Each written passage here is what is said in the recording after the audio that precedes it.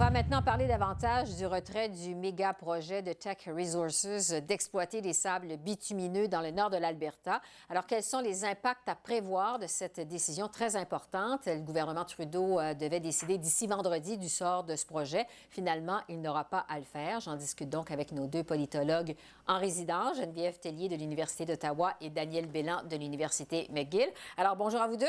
Bonjour. Bon, Geneviève, je vais commencer avec vous d'abord. On a beaucoup dit que c'était un projet qui était en fait une épine au pied du gouvernement Trudeau. Maintenant que c'est réglé, est-ce que ça règle son problème? À court terme, oui, c'est certain. On entendait qu'il y avait vraiment des divisions au sein du caucus puis du cabinet. Puis j'imagine un Stephen Guilbeault, par exemple, là, pro-environnement, qui doit se rallier à une décision où on accepte le projet, par exemple. Ça aurait vraiment été difficile pour M. Trudeau. En plus, avec la dernière campagne électorale, l'environnement a pris vraiment le pas. Alors, je vois ça encore difficilement comment le gouvernement aurait pu justifier ça. Mais je ne suis pas sûre qu'à moyen long terme, ça règle tous les problèmes. M. Trudeau va peut-être être confronté à d'autres projets éventuellement où il va devoir se prononcer. Alors, quoi faire? Est-ce qu'on donne la priorité à l'économie ou à l'environnement? C'est pas encore clair. Puis je pense que le gouvernement doit sérieusement prendre la question de la transition énergétique comme étant une de ses priorités, parce que je pense que c'est ça que les gens attendent maintenant, puis qu'on ne voit toujours pas se mettre en place. Pour revenir sur les impacts à court terme, Daniel, le premier ministre de l'Alberta, Jason Kenney, a réagi vraiment très fort, très fortement. Il parle d'une nouvelle qui est dévastatrice pour sa province. Dévastatrice, c'est aussi le qualificatif qu'a utilisé le chef de l'opposition officielle aux communes, Andrew Scheer. Il faut dire que c'était quand même un gros projet dont les retombées économiques étaient évaluées à 70 milliards de dollars. Ça aurait entraîné la création de milliers d'emplois. Est-ce que le gouvernement Trudeau pourrait en subir les contre-coups à court terme? Premièrement, il faut dire que ce projet-là, même s'il avait été approuvé par le gouvernement Trudeau, là, si la compagnie n'avait pas retiré sa demande, écoutez, c'est pas certain que ce projet-là aurait vu le jour parce que la compagnie Teck, en tant que telle, n'a pas les actifs, l'argent pour lancer un projet de cette envergure-là. Il est à la recherche d'un partenaire financier là, pour vraiment lancer le projet. Et puis, ils n'ont pas réussi.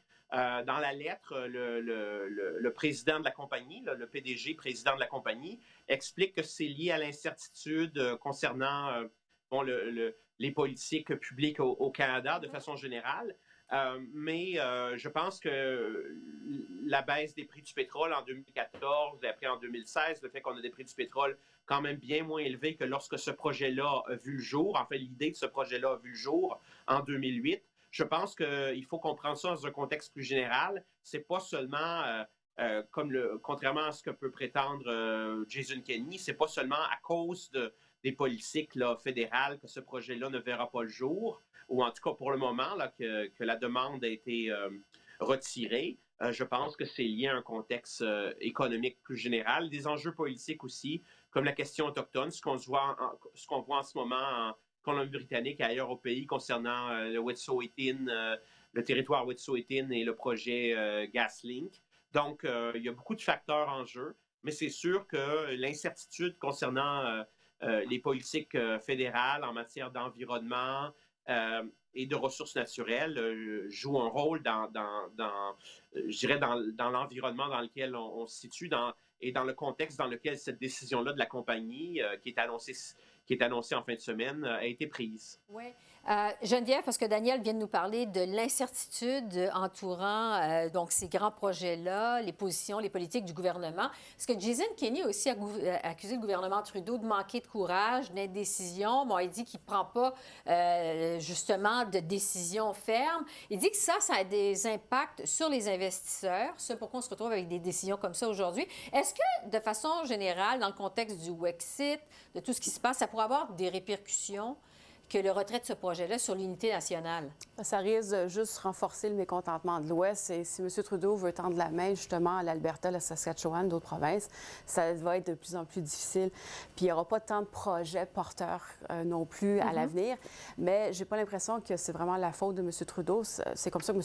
Jason Kenney va le présenter. Mais c'est davantage une question d'acceptabilité sociale et comment le pays se sort du pétrole. Donc encore la fameuse question de la transition énergétique. énergétique. Puis si M. Kenney veut davantage de projets d'investissement dans sa province, il doit en même temps présenter un plan à long terme de, bien, voici comment tranquillement, on va se diriger vers d'autres industries puis laisser tomber le pétrole éventuellement. Ouais. Ce que M. Kenney n'a jamais considéré, ce qui n'a pas été abordé lors de la dernière campagne électorale, et ce que M. Trudeau non plus ne fait pas. Alors, ce qu'on a entendu de la part de M. Trudeau, c'est des promesses comme on va planter 2 milliards d'arbres supplémentaires. C'est pas ça une transition énergétique. C'est ça le problème, dans le fond du problème. Oui. Daniel, est-ce que vous y voyez un impact potentiel sur l'unité nationale que le retrait de ce projet-là? Bien, écoutez, c'est sûr que les gens en Alberta ou en Saskatchewan qui soutiennent vraiment l'industrie énergétique, que ces gens-là sont très frustrés, que ça ajoute à leur frustration. C'est sûr que, comme l'a dit Geneviève plus tôt, par exemple, c'est pour le gouvernement Trudeau à court terme, c'est une bonne nouvelle parce que c'est pas Trudeau et son gouvernement qui ont tué ce projet-là, c'est la compagnie elle-même qui a décidé de retirer donc sa demande. Et je pense que c'est lié à un contexte général et c'est pas seulement la faute du gouvernement Trudeau. Mais c'est sûr que ça aide pas dans ce dossier-là. Mais en même temps, c'est une situation qui est très difficile pour, je pense, pour le gouvernement Trudeau parce qu'ils ont un interlocuteur en Jason Kenney qui a un ton qui est souvent pas très constructif. Et donc, Mme Freeland, qui joue un rôle très important en matière de relations intergouvernementales, évidemment, elle essaie de faire son possible, mais c'est sûr qu'il y a beaucoup de travail à faire. Sur les blocus ferroviaires, pour terminer, il y a eu des développements au cours des dernières heures, des derniers jours. On sait que M. Trudeau a commencé à manquer de patience vendredi, a appelé la levée des blocus. Geneviève, est-ce que vous pensez que ça a aidé au développement des dernières heures, des derniers jours? Je pense que les Canadiens vont encore se poser la question pourquoi avoir attendu si longtemps que ça. Il y a sûrement des raisons valides. Je pense que l'idée de la négociation est importante, mais ça n'a jamais été clairement expliqué à la population canadienne.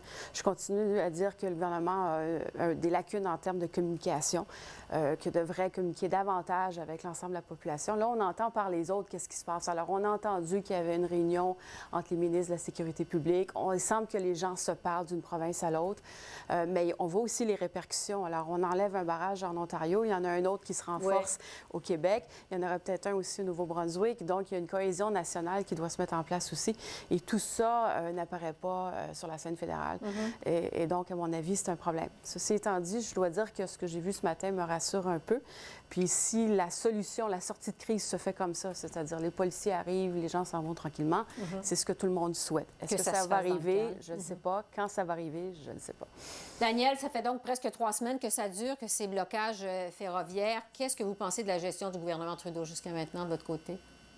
Bon, au départ, c'est sûr que c'était une gestion qui était problématique, c'est le moins qu'on puisse dire. Le premier ministre était à l'étranger. Il y avait un manque de leadership très clair. Mais on a vu vendredi, je pense que la déclaration du premier ministre le ton était ferme. Bon, c'est sûr que ça aurait pu être dit un peu plus tôt, mais en même temps, il semble que le gouvernement essaie quand même d'adopter une approche prudente et on ne veut pas qu'il y ait une crise comme celle d'Oka où il y aurait de la violence, du sang, il y aurait même des morts. Donc, on veut éviter ça et je pense que c'est sage. En même temps, c'est sûr qu'il faut du leadership politique et c'est aussi un leadership au niveau provincial. Hein? Il y a eu des développements récemment, là, notamment vendredi en Colombie-Britannique, où on donne un mois à la compagnie Gasling pour consulter davantage le peuple Wet'suwet'en, la nation Wet'suwet'en concernant le projet de pipeline.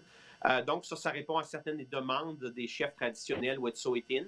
Donc, on espère que cette décision-là, au niveau provincial, va quand même aider à terme à calmer la situation, mais ce n'est pas fini. Et on espère que ça va se terminer sans violence. Daniel Bélan et Geneviève Tellier, merci beaucoup. Merci. Au revoir.